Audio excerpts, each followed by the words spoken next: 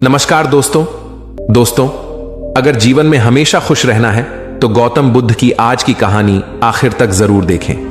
यह कहानी आपकी जिंदगी बदल सकती है और आपको हमेशा खुश रहना सिखा देंगी। चलिए कहानी शुरू करते हैं। एक व्यापारी था जो अपने लड़के से अपने प्राणों से ज्यादा प्यार करता था। वो लड़का उसकी आंखों का तारा था। वह अपने लड़के को देखकर ही जीता था। जब तक वो अपने लड़के को देख ना ले उसे चैन नहीं मिलता था। वो लड़का ही उसकी खुशियों का कारण था। एक दिन दुर्भाग्य से लड़का अचानक बीमार हो गया। काफी इलाज कराया पर लड़के की हालत दिन पर दिन बिगड़ती जा रही थी और एक दिन वो लड़का अपने पिता की खुशियों को उजाड़कर इस दुनिया से चला गया। वो व्यापारी इस सदमे को सह न सका और पागल सा हो गया। एक दिन वो घूमते हुए श्रावस्ती नामक स्थान पर पहुंचा। उस समय श्रावस्ती के जेतवन में गौतम बुद्ध रहते थे। वो दुखी व्यापारी भी बुद्ध के दर्शन करने हेतु पहुंचा। बुद्ध को प्रणाम कर वो एक कोने में बैठ गया। गौतम बुद्ध ने उसकी ओर देखा और बोले, तुम बहुत दुखी लग रहे हो, क्या बात है? वो व्यक्ति बोला, महाराज, मेरा प्यारा एकलौता बेटा मेरे सुख का कारण मेरी इस सुख की दुनिया को उजाड़ कर इस दुनिया से चला गया। उसके दुख में मैं अपनी सुध बुद्ध खो बैठा हूं और यहां वहां घूमता रहता हूं। गौतम बुद्ध ने कहा, इस संसार में दुख, शोक और सभी प्रकार की विपत्तियां आपकी अपनी प्यारी वस्तुओं द्वारा पैदा होती हैं।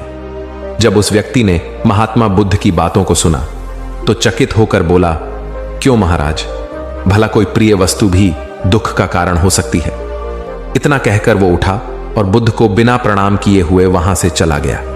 कुछ दूर चलते चलते उसे कुछ जुआरी दिखे जो जुआ खेल रहे थे। वो व्यक्ति उन जुआरियों से निंदा करते हुए बोला, सुनो गौतम, बुद्ध को देखो, वो कहते हैं इस संसार में सभी प्रिय वस्तुएं दुख का कारण होती हैं।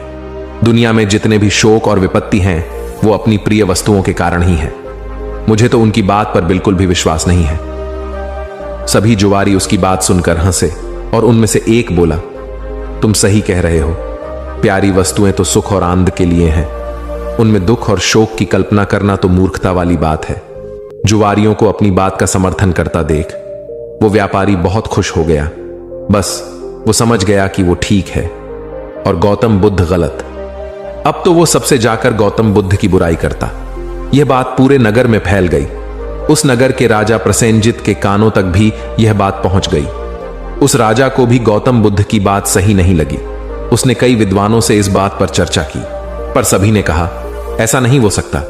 भला कोई प्रिय चीज दुख का कारण कैसे हो सकती है? जब यह बात रानी ने सुनी तो उसने राजा से कहा, महाराज, यदि गौतम बुद्ध ने यह बात कही है तो निश्चित ही यह सही होगी।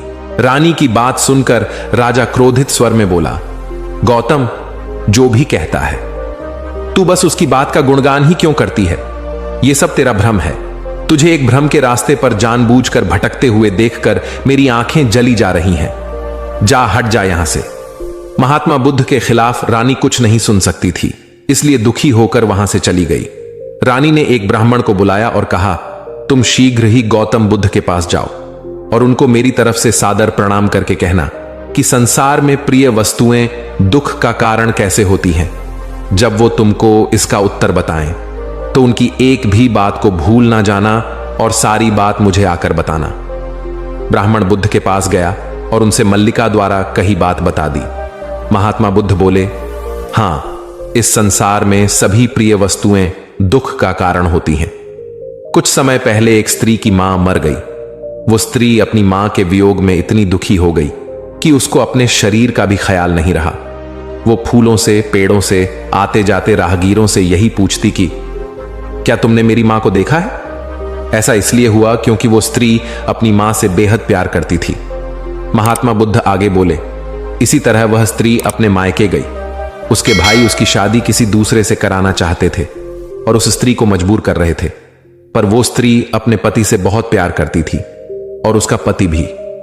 पर उस स्त्री के भाइयों को यह विवाह अनुचित लगता था।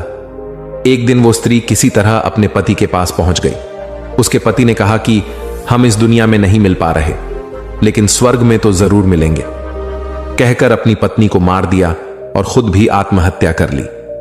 ब्राह्मण बुद्ध की सभी बातों को सुनकर और बुद्ध की आज्ञा लेकर रानी के पास पहुंचा और उन्हें सारी बात बताई। रानी प्रसन्न होकर राजा के पास पहुंची और उन्हें सारी बात बताई कि संसार में प्रिय वस्तुएं दुख का कारण होती हैं। रानी की बात सुनकर राजा सन्न होकर उसे देखने लगा। रानी आगे बोली, महाराज, आपकी प्रिय पुत्री वज्जनी आपको प्यारी लगती है ना? राजा बोला, हां मल्लिके, वो तो मेरी आंखों का तारा है। तब रानी ने कहा, यदि वज्जनी के जीवन पर किसी विपत्ति का आक्रमण हो तो क्या आप दुखी नहीं होंगे? राजा बोला, दुखी नहीं का क्या मतलब, बल्कि मैं तो इसे अपने जीवन पर आक्रमण समझूंगा। इसी तरह रानी ने राजा को प्रिय लगने वाले मंत्री, सेनापति, राजगुरु आदि के संबंध में भी पूछा। इस पर राजा ने वही उत्तर दिया कि उनके जीवन पर यही विपत्ति आई तो उन्हें दुख ही नहीं होगा, बल्कि उन्हें अपने जीवन का भी अंत मालूम होगा। रानी मुस्कुराते हैं बोली, महाराज, अब तो आपको गौतम बुद्ध की बात समझ में आ गई होगी। राजा चौकन्ना होकर सोचने लगा और बोला, गौतम बुद्ध हमेशा सही उपदेश देते हैं। मेरी आंखें खुल चुकी हैं। उसके बाद राजा भी बुद्ध का वंदन करने लगा। दोस्तों, इसलिए गौतम बुद्ध के इस वचन की सीख बहुत गहरी है। हमें हमेशा इस जीवन में किसी भी चीज से या इंसान से इतना मोह नहीं करना चाहिए कि जब वो चीज हमसे दूर हो जाए तो हम जीना ही भूल जाएं और दुखी होकर घूमने लगें। दोस्तों, अब हम आपको दूसरी कहानी सुनाने वाले हैं जो आपको जीवन की बड़ी सीख देगी। एक शहर में पुलिस ने सभी चोरों की नाक में दम कर दिया था। सारे चोर एक के बाद एक पकड़े जा रहे थे। बस एक चोर जैसे तैसे बचकर एक जगह जा छिपा था। तभी उसे एक ख्याल आया कि क्यों ना वो भगवा पहनकर साधु बन जाए। ये दुनिया चोरों को तो जूता मारती है, लेकिन अगर वही चोर भगवा पहन ले तो उसके पैर में पड़ी रहती है। इस प्रकार चोर साधु बनकर घूमने लगता है। कुछ दिनों बाद पाखंडी साधु में एक कला थी कि वो बोलने में बहुत माहिर था। प्रवचन तो उसके बाएं हाथ का खेल था। इस कारण साधु की जिंदगी आसान हो जाती है। उसके बहुत से शिष्य बन जाते हैं। कई लोग उसके आगे पीछे घूमने लगते हैं। उसे मुफ्त में खाने को मिलने लगता है। बस उसे सांसारिक जीवन छूटने का दुख रहता है। पाखंडी साधु जंगल में अपने शिष्यों के साथ रह रहा था। तभी उसके आश्रम में एक सेठ आया। सेठ को भी पाखंडी साधु ने अपने बोलने की कला से प्रभावित कर दिया। साधु से मिलकर जब सेठ अपने घर पहुंचा तो उसे एक ख्याल आया। असल में सेठ को एक दुविधा थी। उसके पास बहुत सोना था जिसे चोरों के डर के कारण वो अपने घर में नहीं रख सकता था। उसने सोचा, क्यों ना ये सोना साधु के आश्रम में रख दिया जाए, क्योंकि साधु को कभी कोई मोह माया नहीं रहती। वो तो भगवान का रूप होते हैं। किसी को ऐसे देवता पर शक भी नहीं होगा कि उनके आश्रम में सोना है। ऐसा सोचकर सेठ दूसरे दिन सोना लेकर पाखंडी साधु के आश्रम आता है और उसे पूरी बात बताता है। फिर क्या था, पाखंडी साधु का तो दिल गदगद हो गया। उसकी आंखें तो उस सोने की पोटली से हट ही नहीं रही थीं। उस सेठ ने वो सोने की पोटली आश्रम के एक पेड़ के नीचे दबा दी और वहां से चला गया। अब साधु को नींद कहां आनी थी। वो रात भर उस सोने की पोटली के बारे में सोचता रहा। उसने सोचा, अगर ये सोना मिल जाए तो जीवन तर जाएगा, सांसारिक सुख भी मिलेगा जो इस भगवा पकड़ों ने छीन लिया है। इस तरह साधु ने कई सपने देख डाले। दूसरी तरफ सेठ सोने को आश्रम में रखकर संतुष्ट होकर सो रहा था। कुछ समय बीतने पर साधु ने एक योजना बनाई। उसने सोचा कि वो इस सोने को लेकर चला जाएगा और सेठ को शक ना हो। इसलिए वो उसके घर जाकर जाने की बात कहेगा ताकि सेठ को यह ना लगे कि साधु सोना लेकर भागा है। अगले दिन साधु सेठ के घर जाता है। सेठ के पास एक व्यापारी बैठा रहता है। साधु को आता देख सेठ खुशी से झूम जाता है और कई पकवान बनाकर खिलाता है। साधु सेठ को अपने जाने की बात कहता है। इस पर सेठ दुखी होकर उसे रोकता है, लेकिन साधु कहता है कि वो एक सन्यासी है, किसी एक जगह नहीं रह सकता, उसे कई लोगों को मार्गदर्शन देना है। ऐसा कहकर साधु बाहर निकलता है और जानबूझकर सेठ के घर का एक तिनका उठा ले जाता है। थोड़ी देर बाद साधु वापस आता है, जिसे देख सेठ वापस आने का कारण पूछता है। तब साधु कहता है कि आपके घर का यह एक तिनका मेरी धोती में लटक कर मेरे साथ जा रहा था, वही लौटाने आया हूं। सेठ हाथ जोड़ कहता है, इसकी क्या जरूरत थी?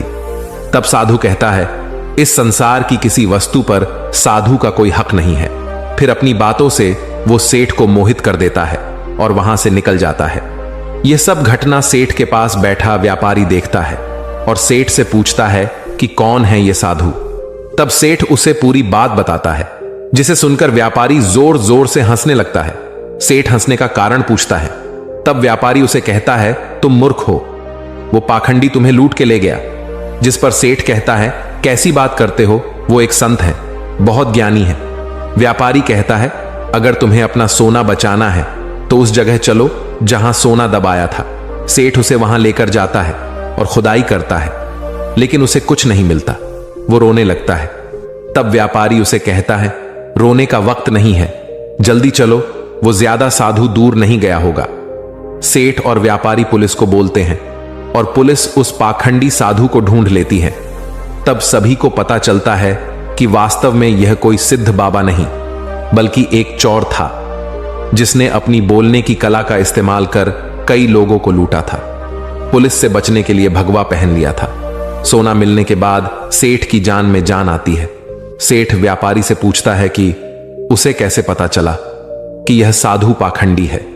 व्यापारी ने कहा, वो साधु बार बार अपने आप की तारीफ कर रहा था।